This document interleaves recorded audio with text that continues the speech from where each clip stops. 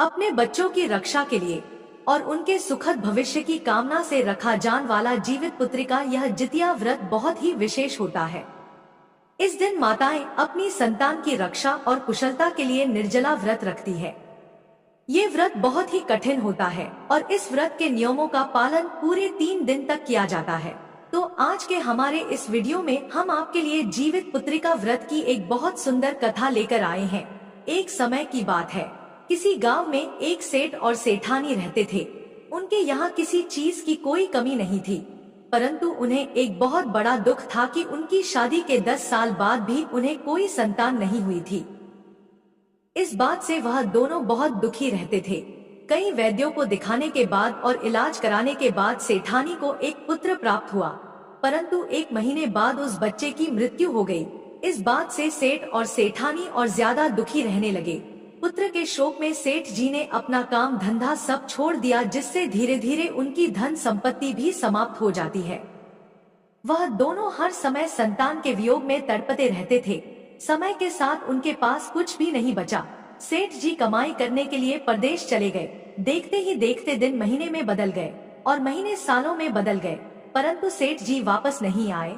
जो थोड़ा बहुत अनाज घर में बचा था वह भी खत्म हो गया।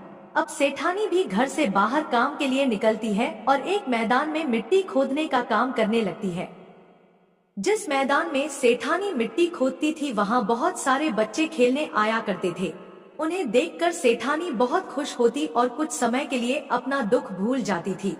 जब वह वापस अपने घर आती तो फिर वह अपने बच्चे के वियोग में तड़पने लगती। अब वह हर रोज काम पर जाती और मैदान में खेलते बच्चों को देखकर खुश होती रहती थी। एक दिन सेठानी जब मैदान में मिट्टी खोदने पहुंची तो देखती है कि वहां एक भी बच्चा खेलने के लिए नहीं आया था।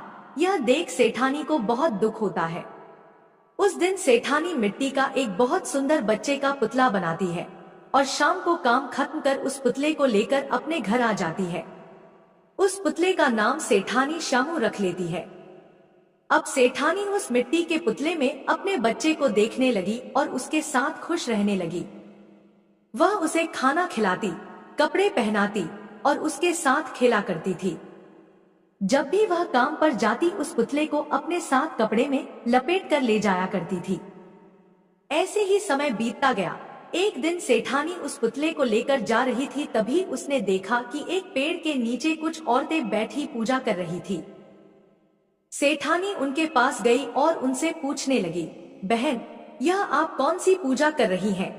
इस पूजा से क्या फल प्राप्त होता है, मुझे भी बताइए। तब वह औरतें बोली, इस व्रत का नाम जीवित पुत्रिका व्रत है। यह व्रत करने से संतान की आयु लंबी होती है। जो महिलाएं विधि विधान से यह व्रत करती हैं, यदि उनके संतान है तो उसे लंबी आयु प्राप्त होती है, और यदि संतान नहीं है तो उन्हें पुत्र रत्न प्राप्त होता है। यह सुनकर सेठानी सोचने लगी, मैं भी अपने पुत्र श्यामू के लिए यह व्रत करूंगी। अब सेठानी ने मन में ठान लिया कि अगले वर्ष से वह भी अपने पुत्र की लंबी आयु के लिए जीवित पुत्रिका व्रत किया करेगी। समय बीतता है और अगले वर्ष फिर से जितिया का व्रत आता है। तब सेठानी पूरी श्रद्धा और भक्ति भाव से जीवित पुत्रिका का व्रत रखती है। दिन रात जीमुत भगवान से अपने पुत्र श्यामू की लंबी आयु की प्रार्थना करती रहती है। अगले दिन सेठानी ने जितिया व्रत का पारण पूरे विधि विधान के साथ किया और फिर हमेशा की तरह अपने काम में लग गई।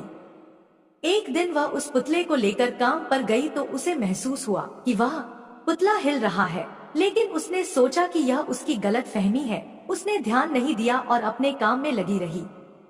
थोड़ी देर बाद उसे बच्चे के रोने की आवाज आई तो वह आश्चर्य में पड़ गई। थोड़ी देर बाद उसने अपने बच्चे का कपड़ा हटाकर देखा तो देखती है कि पुतले की जगह एक छोटा बच्चा था, जिसे देखकर वह बहुत खुश हुई और समझ गई कि यह सब जीमुत भगवान की कृपा से हुआ है। मिट्टी के पुतले में भी जीमुत वाहन भगवान ने जान डाल दी है। वह जीमुत वाहन भगवान को कोटि कोटि प्रणाम करती है और खुशी खुशी अपने घर की ओर लौट जाती है। रास्ते में सभी लोगों को बताती है कि जीमुत भगवान की कृपा से मेरा मिट्टी का पुतला पुत्र बन गया है। यह सुनकर सब हंसने लगते हैं और कहते हैं, सेठानी तो लगता है पागल हो गई है, मिट्टी का पुतला भी कभी जीवित हो सकता है। लेकिन मिट्टी के पुतले की जगह बच्चे को देखकर सब समझ गए कि सेठानी पर जीमुत भगवान की कृपा हुई है। उधर सेठ जी जो कमाने के लिए विदेश गए हुए थे, जीमुत भगवान की कृपा से उन्हें भी अपनी पत्नी की याद आई तो वो भी अपना कमाया सारा धन लेकर अपने घर की ओर चल दिए। रास्ते में चोरों ने उनका सारा धन लूट लिया। अब उनके पास कुछ भी नहीं था, सिर्फ 2 रोटी थी जो उन्होंने रास्ते के लिए बांधी थी। जब सेठ जी थोड़ा आगे चले तो रास्ते में जीमुत भगवान एक साधु का भेष धरकर वहां आए और सेठ जी से कहने लगे, बेटा मुझे कुछ खाने को दे दो, मैं कई दिनों से भूखा हूँ, मुझे बहुत भूख लगी है।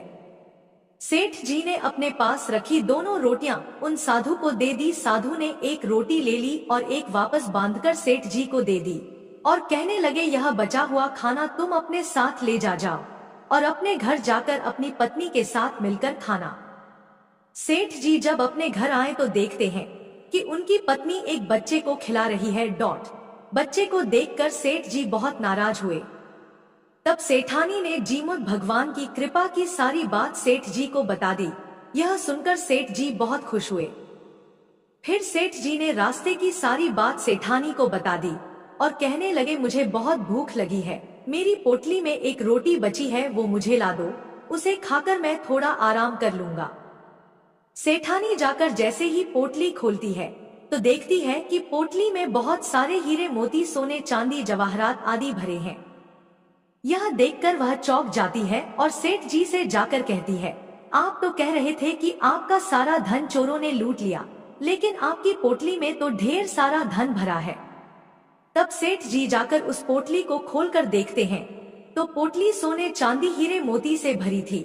यह देखकर सेठ जी सेठानी जी से कहने लगे, यह सब तुम्हारे व्रत का फल है, जो तुम्हें पुत्र मिला और इतना सारा धन दौलत मिला। दोनों मिलकर जीमुत भगवान की जय जयकार करने लगते हैं।